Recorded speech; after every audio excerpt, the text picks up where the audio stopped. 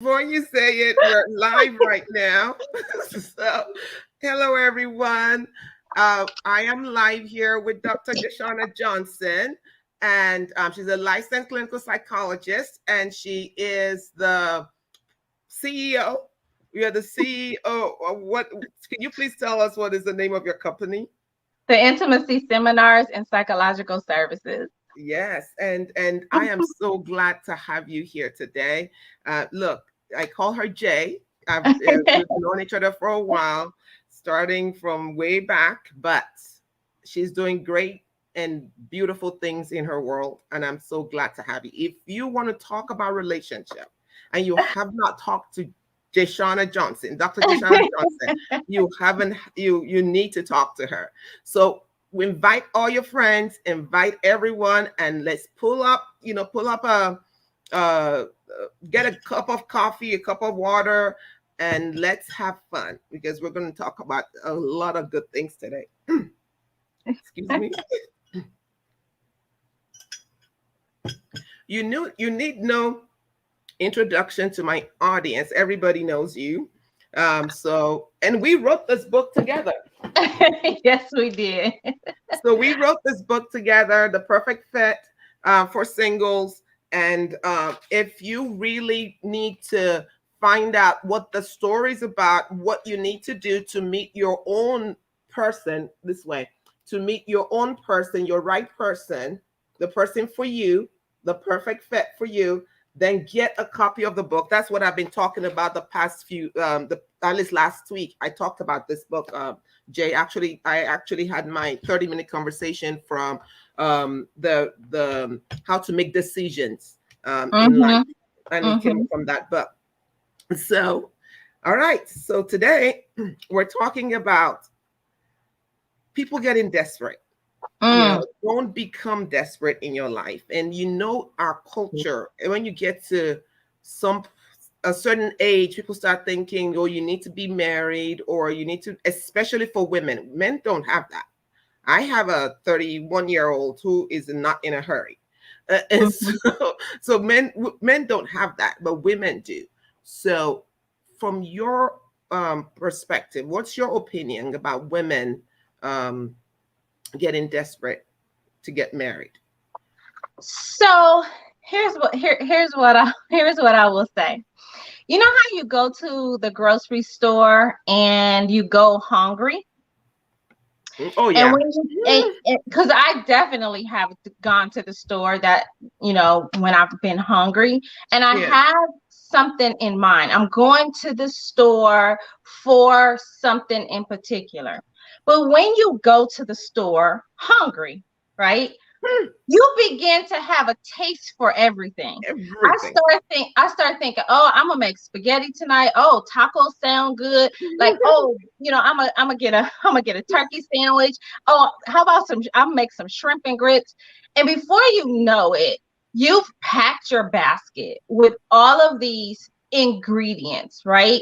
And what happens is when you go to the store hungry, you begin to buy things that is going to fulfill your immediate need. You're thinking immediacy, right? Yeah. And what happens is you will buy junk food, you will buy like carb loaded foods because your body is kind of craving that. You're thinking about all those things. You buy a lot, and you buy a lot more than you have to buy, right? And then you're on your way home and you're snacking on the chips that you buy, and then all of a sudden you're like full from the junk food you've eaten, Oh and the girl, you meal about that to you preach. and the meal that you were that you had all planned out, right, is now put out of sight. It's out of your view. You're not even thinking about that meal anymore. That's the same thing with dating and looking for a partner, right? When you're looking for a mate out of desperation, you begin to grab from the shelves, right? That's going to feed your immediacy.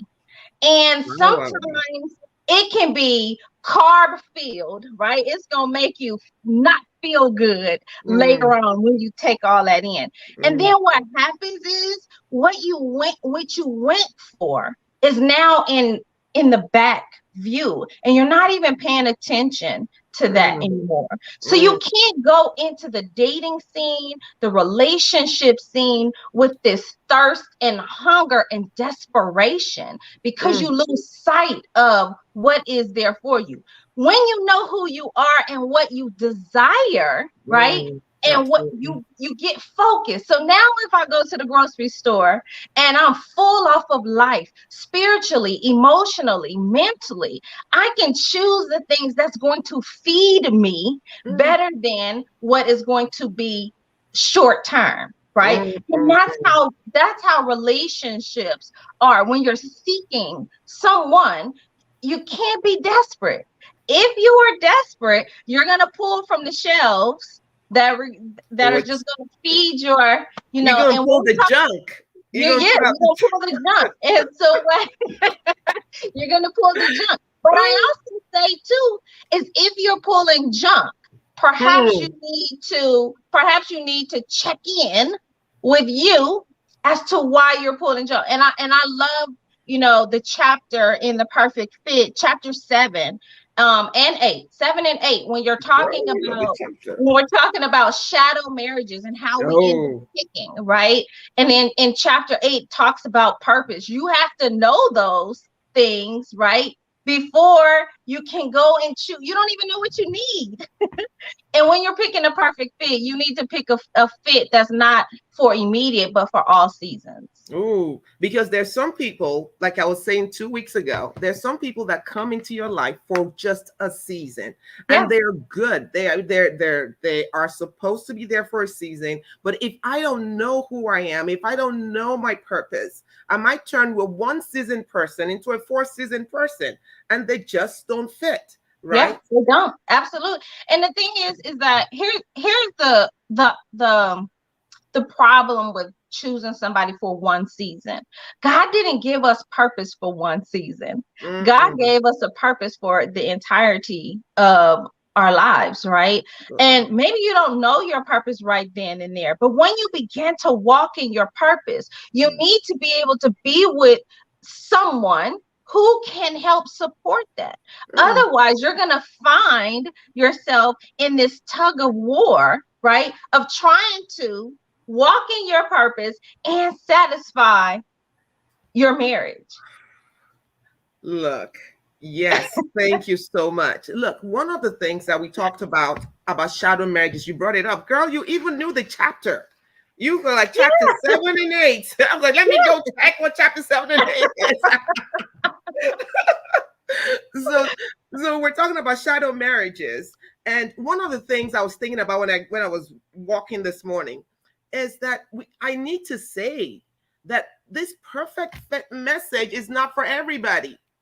No, you it's know not. and there are marriages that are not perfectly fitted, but they still make it work.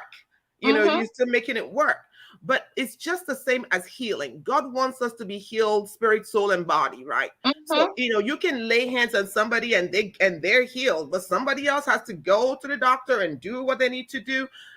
But the fact that you don't get your healing doesn't mean that that is not God's purpose for you. Does that make sense? And Mm-hmm. so we just want to shed a light that marriage doesn't have to be you just can't you shouldn't just pick somebody off the shelf, that there's somebody for Right, you. because you can, and a lot of us do. Yes. A lot of people do, and then they're experiencing this tug of war in their marriage Yeah, because they're trying to make it be a better fit. a better fit. And we're saying, we're not talking to married people now. You all that go see Dr. J for that. This is a single. This is for singles. This is for those Faith of you. based at that. And it's faith based. It is faith Mm-hmm. based. If you don't believe in that, then there's something else for you. We believe that there's no way God has ordained this thing called marriage. It is impossible when He planned everything else properly. How could He not have planned this properly? That there's somebody for you. There's somebody that is going to help you meet the needs that or do the work of purpose, do the work of ministry, whatever that is. right? That's what we're saying. Mm-hmm. Now, Mm-hmm. so what does it mean? What does it mean to be available? How is that different from being desperate? Wow. Because Yeah. when you when you are available, you don't fear that that someone is going to hurt you, right? Mm, When we are unavailable, it's not that we fear new love, it's that we fear old hurt. And so we mm, put up these walls, right? And guards, and it makes us unavailable to our partner because I don't want to be hurt. When you're going into the dating scene, right? You have to know who you are. What are your values? What are your morals? What do you stand on? And then you have to be able to verbalize that in the dating scene. When you verbalize that, you're probably going to weed out some people, right? mm, And you have to live that life that is aligned with what you are saying that you believe. When I am available, I can show up and be seen. I'm allowing people to see me, right? I'm mm, not showing up as what they say as your false self. I'm not showing up as a representative. But available means that I am available to share myself with you, mm, mind and spirit, all of that. And so when we are unavailable, right, we're also going to probably attract unavailable for partners. people. Yeah, We're going absolutely. to attract unavailable partners. Mm. So the thing is that available people don't usually get with unavailable people. It doesn't last. Because somebody will drop off. If you're finding yourself with unavailable people, again, going back to the book and knowing who you are, you have to find out what about me keeps getting with unavailable people. That means that there's a part of me that I need to learn to become available. Mm, And that can come from a place of we learn how to love and be in relationships from our first relationships. mm, And if our families didn't perhaps demonstrate being available emotionally and spiritually, mm. then perhaps we haven't really learned that. Being And learn available is important in relationships. It's vulnerability. is vulnerable. And yes, it's vulnerability. I don't fear that you're going to hurt me. What I Mm, know is that because we're human, I may get hurt in the process. May not have absolutely. been your intent, but the impact on me. But do I have the skills to be able to soothe myself and find out, and still remain available? Hmm. Thank you so much. There's some serious things. You listen to this over again. Look, since I've been dealing with for the past 2 years, I've been so focused on trauma informed trauma care and things like that. As you were talking about availability, I was thinking in terms of people who have been traumatized in some Oh way yeah, or the other. It's difficult to be available if you're in the throes of trauma. So absolutely. what should you do if you find that okay, I guess this is what we need to do, Dr. J. First of all, tell us what being available looks like, what Mm-hmm. it looks like, and then what should I do if I find that that's not me, I'm not available? What should I do with my own self in order to be available? So one of the things is we have to understand is that God created the way that He created us for connection. Trauma will rewire us Mm, for protection. yes. And when you are available, when you feel like you don't have your guards up. Availability means I can be vulnerable with Mm, you. I can share my thoughts with you.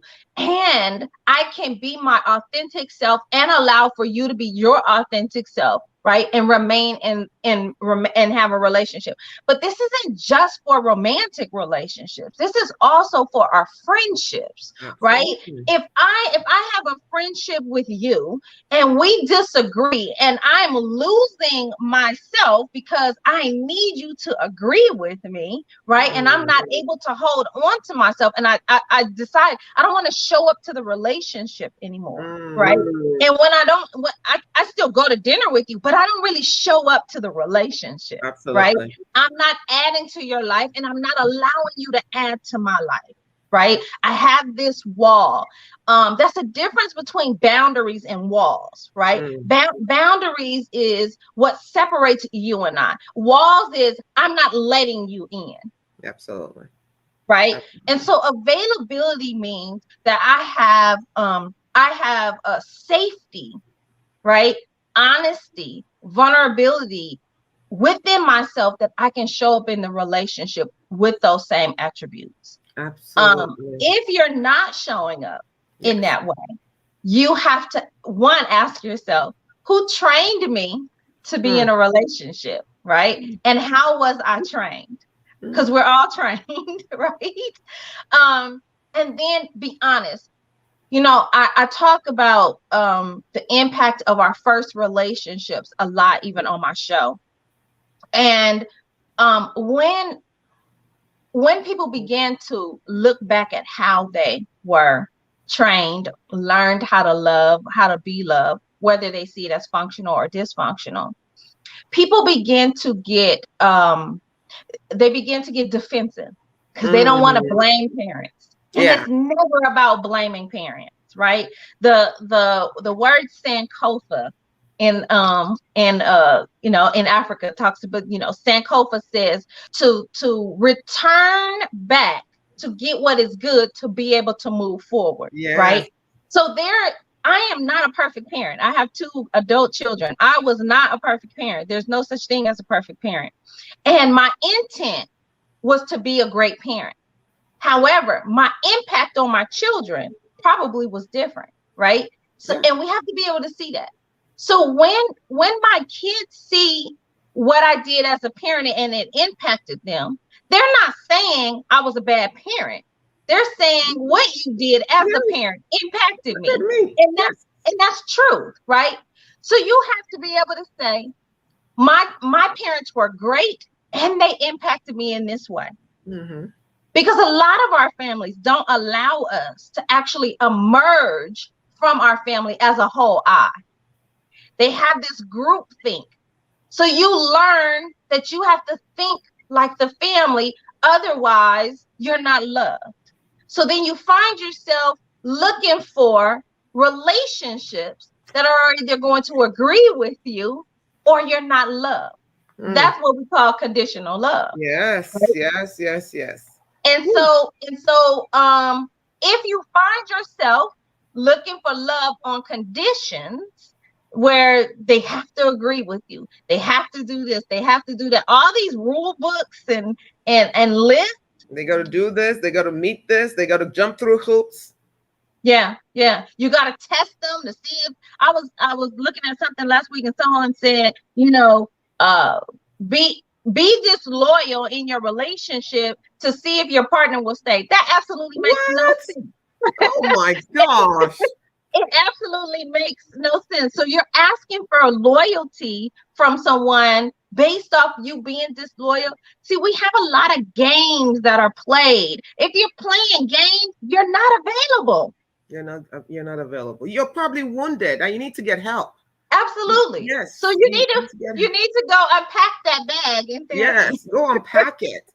Jay, I read this. I was watching a movie, actually a series. It's an international series, and they said this. And when we're talking about differentiation, I wrote it down. This made so much sense to me, and I'm going to read it. It's called Velvet. And it's about fashion. The whole thing happened with a fashion line. So I have to say that so you can understand the context. All right. So it says the same. So they were trying to do a fashion show. It's called Day and Night. And so but they have to complement each other. So this is what they said. So we're trying to say it. It's the same line in the same style, complementary but different. The design will be understood separately, but the collection only makes sense when seen together. Together. Well, doesn't that just define differentiation in that Yes, way? It's that absolutely. you as yourself, you have to show up with your own self. Yes. And that's the thing. People tend to think, and I'll say as Christians, a lot of times we think where it says, and they shall become one, is this thing where you end up merging your minds and your bodies, like all of this merger, and it begins to be a buyout. Like I'm no longer myself, you're no longer yourself. That's not what happens, right? I don't know if you guys remember the stores Robinson May and Robinsons, and then they had May Company. Well, when they merged, they named it Robinsons May because it was important for it to keep its individuality while they merge. And that's the same thing. When you show up to a relationship, God gave you a purpose and he gave you an identity, who you were. You don't lose that in a relationship, right? So you have to show up as your whole self, as an individual, to even be able to become a we. Your me has to be great. Oh, your me has to be great because you are an azer. Yes. You are a helper. That word is azer. And azer, that word is not for some it's not like your servant. No, that word is the same word used for God. And that means that you're bringing something to the table. So while you are waiting or you are attracting your person, you then need to be the best that you can be. Not arrogant, but the best that you can be. You're loving, you're kind, you're healed. Arrogance never comes from the best in us. Arrogance comes from the worst in us. It comes from the wounded places of who we are. You have to ask yourself, are you talking to people from the best in you? If you're not, I posted on my Twitter the other day, stop, everybody, people are saying, if they come at me this way, this is how I'm I said, stop matching people's energy. Hold on to yourself, right? I'm going to show up as my best self, whether you choose to or not. Right. Amen, and that's how you have to do it. Amen to that. It's also tiring to live in the throes of traumatic energy. Is just tiring because you're never your real self. You're always you're always trying to cover up something. You're always trying to manipulate something. Show up as your authentic self. And I tell you that you will attract that same level of energy. Another thing you said, what does it look like when you're available? When you show up in freedom and you allow other people to show up free. Yes. If you are trying to control the other person, you're not available. And it's not about that other person, it's about you. It's time we start turning this mirror and say, look, this is not about condemnation. It's about setting people free. No. It's about setting people free. We want you to be free. We are tired of the statistics that's happening on the other side in the marriages. And we're saying that if we can fix something here before you actually get to it, we can flip this. So this is liberation. This is freedom. This is how you do it. Don't be desperate. Don't become desperate. Don't worry about, okay, Dr. Johnson, what if I have, I'm trying not to be that mother to be, let's say, no, it's time to do. No, I don't want to do that. But I know people where they say, okay, it's time, your biological clock is ticking, all of this pressure that women have. What would you say to someone who is experiencing that? How should they react? I will tell you that when people, because people do it, when people marry out of pressure, you're probably responding to this anxious attachment that you have had in your family all along. When you're unable to really hold on to yourself, you will respond and act on people who are pressuring you into getting married. Now, the body doesn't know the difference between your mother pressuring you and your husband pressuring you or your wife pressuring you. So if you fold to the parents pressuring you, you'll fold to your mate pressuring you. So this is the perfect time to learn how to hold on to yourself and talk to those who are pressuring you from the best in you and say, thank you for your concern. I understand what it means in this culture, in this world, to be married. But I also understand what it means to be a whole self as a single person waiting on God for my perfect fit. Woo, woo, woo, woo. Yes, yes, yes. So thank you so much, Dr. Johnson. If you hold on to self, like you say, if you hold on to self and you show up and show up for life, this is not just trying to find a husband or wife. Like, you show up in life. You And will, take up space rightfully. and take your place rightfully. You will, your own will come to you. It's not possible for that not to happen. Double negative. You will attract your own to you. And I want you to have that change of mind right now. If you're listening to me, if you're going to watch, you've been listening to us, that your person is out there. Okay. And the biggest prayer, so this Sunday, and this is a faith-based thing, a faith-based model. The biggest prayer that you can pray, the best prayer that you can pray, is that the Lord open your eyes so you can see. Because a lot of times it's not that the person is not there. It's because either we're not available or we can't see them. So either way, today is your day of freedom. We want you to become available, like Dr. Johnson has been talking about, but to also ask for eyes to see. Apostle Paul said that the eyes of your mind will be flooded with light, so that you can see who is around you, so you can recognize each other, because your perfect fit is on the way. Dr. Johnson, before we leave, we have a few more minutes. Before we leave, what can you say about to people who are saying, look, I've heard everything you've said. I've tried to be nice. I have showed up like I knew how to show up.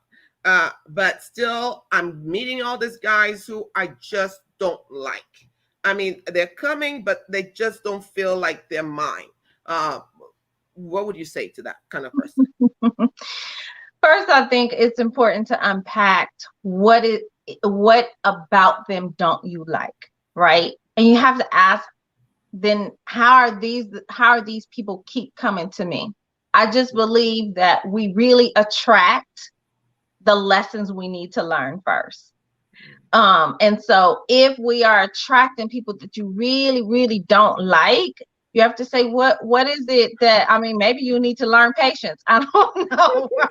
What are they coming to teach me? Right. Right. What are they coming to teach me so I am prepared for my perfect fit? I don't believe that we have relationship failures. I think we have relationship lessons, whether that is dating or friendships, right? How are you showing up in your friendships? What do your friends say about you? Stop ignoring that. Stop rationalizing that. And get yourself together because you are going to attract where you are in your life, right? Based off your spiritual maturity, your emotional maturity, your mental maturity. If you're not mature in those areas, you're probably going to be attracting those types of people. So it goes back also to me being the best I can be. That live your best life. Live your best life. Like, show up as this phenomenal woman or man who God has made. And it's impossible for you to show up and not get a response from that. Every time you show up, you will get a response, right? And the other thing is too, is that when you don't show up as God created you to be, you say, I don't trust you, God, how you made me. Now you made So me. it's important to show up in the way that God wanted you to show up in this world and take up your space. Take up your space. Take up your space. We're going to end with that. Take up your space. And I just want to pray for everyone. Listen, if you're a single person out there and you've been wondering, where is my own? The good news is your own is will find you, and you will find your own. You, and it's not like they're lost. Honestly, you're opened, and God will open your eyes of understanding that you will see them no matter where they are. God is a gatherer. God will bring them your way. That God will bring that person. I don't care if that person is in Australia today. In one way or the other, you will find yourselves. So the prayer is that angels will go and do the matchmaking, and that eyes will be open, and that we will celebrate perfect fit marriages in the name of Jesus. Amen. Amen. Thank you, Dr. Johnson. Please tell us about your Absolutely. show. Tell us about your show before you leave so that people can tune in. So my show is on a Black Talk radio show. New. We started in June, and it is owned and managed by Tavis Smiley himself. But we have an array of shows. My show is on Monday through Friday from 7 p.m. to 9 p.m. And I just say, if you're gonna listen, come with an open mind and an open heart, because we talk about everything relational. So, hey, parenting, sex, intimacy, dating, all of it. So, What's and the it's on radio show? it's on Okay. it's on KBLA Talk Radio, and so you can download the app. It's KBLA 1580, and it's on Android or iPhone. You can download the app. I have it on my computer now since we talked that last time, so I can Okay. listen to it. Thank you so much. You are phenomenal. Thank you. I love you, and I I'll love see you you next too. time. All Okay, right. have a good one. Bye, everyone. We're going to end now.